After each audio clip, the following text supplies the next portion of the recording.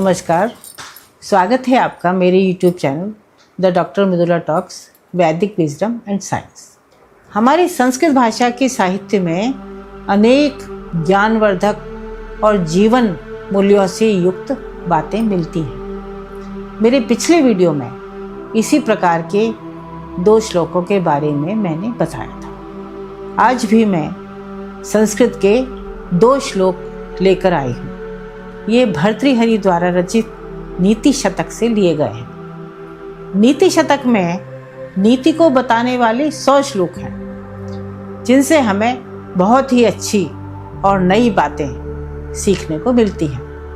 पहला श्लोक इस तरह से है, प्रारभ्यते खलु विघ्न भयेन न नीचै, प्रारभ्य विघ्न विहता विरमन्ति मध्या, विघ्नै पुनः पुनरपि प्रत्यहन्यमाना, प्रारब्धम उत्तम जनाः न परित्यजन्ति। इस श्लोक में 3 तरह के लोग बताए गए हैं। पहले नीचे ही शब्द से निम्न कोटि के, दूसरा मध्यम बीच की कोटि के और तीसरा है उत्तम कोटि के। अब संस्कृत शब्दों के अर्थ करते हुए इस श्लोक को हम समझेंगे। नीचे ही यानी निम्न कोटि के लोगों द्वारा विघ्न भयेन, विघ्न बाधाओं के डर से, न प्रारभ्यते, कार्य प्रारंभ ही नहीं किया जाता। ऐसे लोग, जो लोग काम में रुकावट आने के डर से कोई भी काम शुरू ही नहीं करते, वे लोग निम्न कोटि के होते हैं। मध्यम कोटि के जो लोग हैं वे प्रारंभ करके कार्य को शुरू कर देते हैं।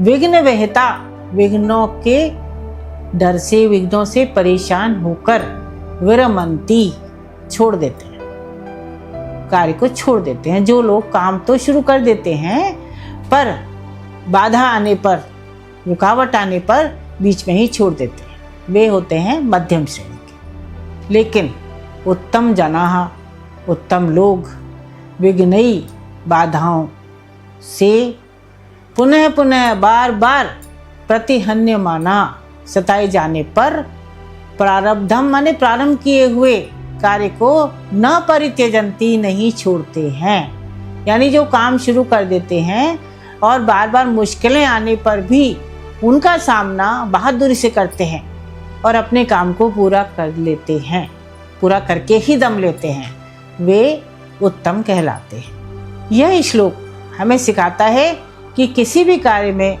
आने वाली कठिनाइयों से कभी न डरें, उनका सामना करते हुए काम को पूरा करने का प्रयत्न करें।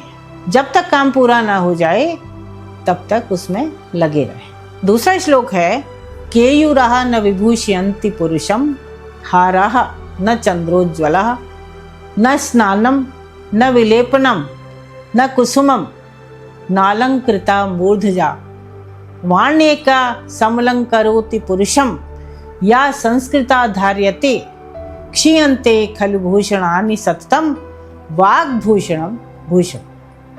अब हम इस श्लोक को समझते हैं, ये श्लोक आखिर कहना क्या चाहता है। तो इस श्लोक की पहली पंक्ति क्या कहती है, केयूरः न विभूषयन्ति पुरुषम। किसी भी पुरुष को, किसी भी व्यक्ति को केयूरः यानी बाजूबंद, जो सजाने के लिए वो अपने बाह में पहनते हैं बाजूबंद, वो नहीं सजाते हैं। हारः न चंद्रोज्ज्वला, और चंद्र के समान उज्ज्वल सफ़ेद हार भी उन्हें नहीं सजाते। न स्नानम न विलेपनम न कुसुमम, न उसका स्नान, न उस चंदन का लेप और न पुष्प, ये भी उसको नहीं सजाते हैं। नालंकृता मूर्धजा, सर पर बालों में सजाए हुए फूल या कुछ भी जिससे कि बाल सुंदर दिखें, वे भी किसी भी पुरुष को नहीं सजाते। तो क्या सजाता है पुरुष के लिए, क्या आभूषण है? वाण्येका समलंकरोति पुरुषम, या संस्कृता धार्यते। एक संस्कृत वाणी जो बहुत अच्छे से बोली जाती है, संस्कार युक्त है, ऐसी ही एक वाणी पुरुष को अलंकृत करती है। क्षीयन्ते खलु भूषणानि सततम, वाग्भूषणम भूषण। भूषणानि सारे आभूषण क्षीयन्ते नष्ट हो जाते हैं, लेकिन वाग्भूषणम भूषण, जो वाणी है वो सभी आभूषणों का आभूषण है। वही वाणी ही सबको सजाती है। तो इसलिए कोई भी ऊपरी आभूषण किसी व्यक्ति को नहीं सजाता। जो संस्कार युक्त वाणी है वही उसके लिए असली आभूषण है। ये श्लोक हमें बताता है कि बाहरी सुंदरता की जगह आंतरिक सुंदरता का महत्व है। ऊपरी आभूषण और सजावट की तुलना सुसंस्कृत और परिष्कृत वाणी ही मनुष्य का सच्चा श्रृंगार है। जब भी हम किसी से अच्छे से बात करते हैं, मीठी वाणी बोलते हैं, तो वो हमें हमेशा के लिए याद रखता है। इसी तरह के और श्लोक लेकर मैं फिर आऊँगी। देखते रहिए मेरा YouTube चैनल और सब्सक्राइब भी करिए।